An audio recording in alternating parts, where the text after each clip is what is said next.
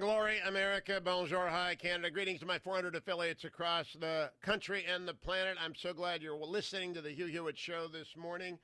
Our prayers go out to Chris Cuomo, a friend of mine from my CNN days. He is really struggling with this virus, and I'm sure you join me in that. My first guest joins us from Rome. I know he's isolated there, but you never can turn off former Speaker of the House, Newt Gingrich. Good morning, Mr. Speaker. How are you?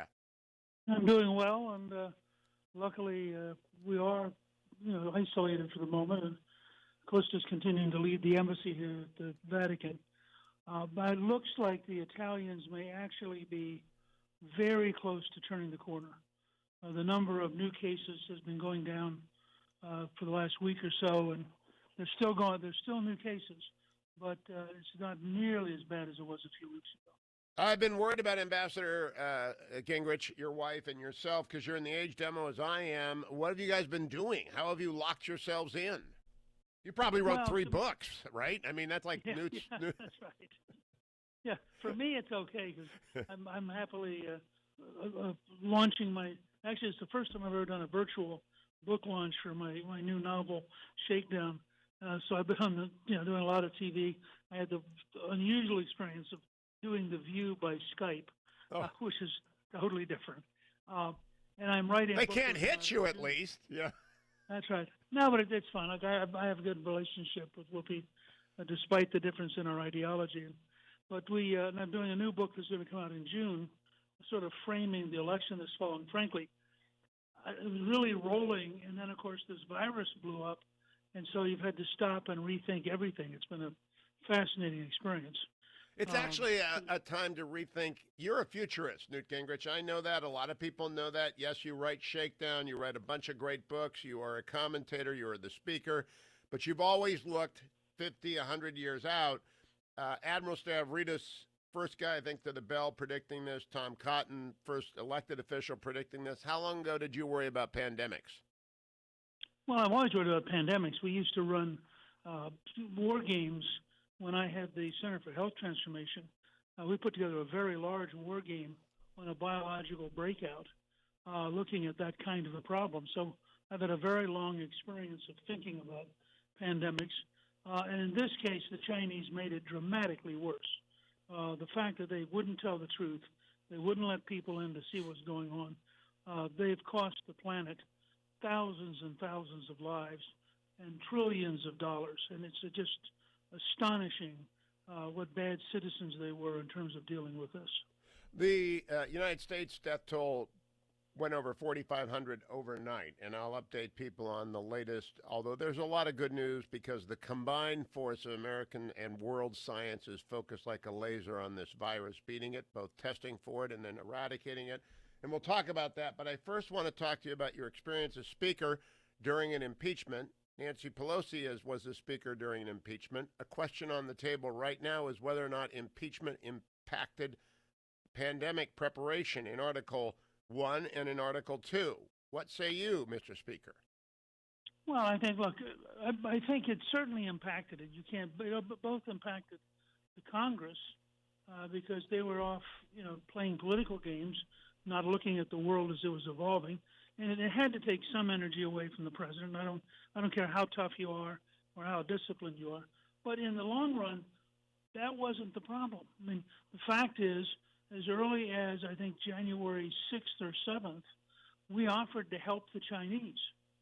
And Dr. Birx has been very accurate about this. She said, given the information coming out in early January, we thought this would be about the size of SARS.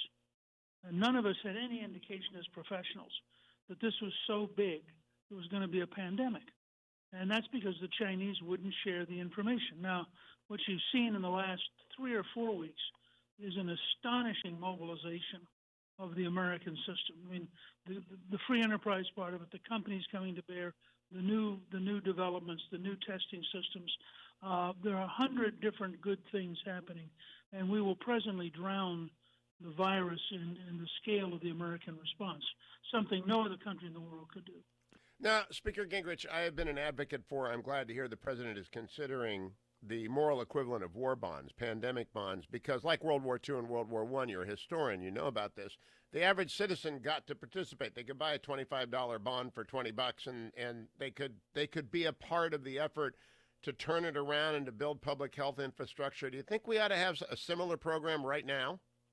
Yeah, I think if they should be able to structure it so it's basically very inexpensive to manage, and it ought to be priced at such a level that every American, including young people, could have a piece of this. It's the Liberty bonds in World War One, again the Victory bonds in World War Two. Exactly. It did give people. I actually remember as a kid where you would get stamps and put them in this thing, and you could get them for like 50 cents or $1. So when you're in second, third, fourth grade, you're learning the habit of saving. And then when the book filled up, you take it in and you actually get a $25 bond. And it made you feel like you were part of a bigger world and that you had a role to play. And that you, in this case, would be helping to defeat the virus that is going to move into the third world. I got to ask you as a futurist now, I'm making you change hats quite a lot. We are hit hard in the United States, but when it reaches, I think of the slums of Kenya, I think of the favelas in Brazil, I think of the shattered country of Venezuela, it's going to be a killer. It is, and I think the president was correct the other day to say, look, as rapidly as we can build up our production, we're going to start sharing it. He's already sharing it with Italy. We're going to share it with other countries. And we ought to have something the equivalent of the Marshall Plan, looking at all of Africa and all of Latin America. And I think they, frankly, ought to take over and rent a number of the cruise liners, which they could get right now at a bargain rate, and turn them into floating hospitals like the two Navy ships. Because all along the African coast, for example, along large parts of Latin America, they're just going to be overwhelmed. I mean, they don't have a public health system that can deal with this. And what's going to happen is we're going to develop better and better therapies very fast. We're going to develop better and better testing very fast. The trick will be produce it in such huge quantities that you can get it out to these countries, and you'll save tens of millions of lives, and you will reestablish America as the philanthropic good neighbor of the world in a way which will be enormously helpful for the next 20 or 30 years. I agree. Bonds could go to that, too. Let me close by asking you, Mr. Speaker, about your successor, Nancy Pelosi, and leader Mitch McConnell. I believe it's been Mitch McConnell's finest hour and will be remembered as such, negotiating the passage of a 96-0 vote on a $2.2 trillion bill. But Speaker Pelosi has not been, in my view, a constructive force. How do you assess these two most important members of Article 1? Well, look, I think McConnell, both in getting all the judges through and in getting the enormous aid package through, has been magnificent. He's extraordinary, one of the most important Senate leaders in American history. I think Pelosi's become despicable. I think her comment the other day, comparing President Trump to Nero fiddling while Rome burned, was just utterly, totally irresponsible, dishonest, and countered what Americans need. Americans need to come together to defeat the virus. They don't need to have petty politicians trying to tear the country apart, or for that matter, petty newsmen at these press conferences trying to tear the country apart. We need to figure out how are we going to save American lives, beat the virus, and help the rest of the planet beat the virus. And Nancy Pelosi is an absolute negative figure dragging down the country.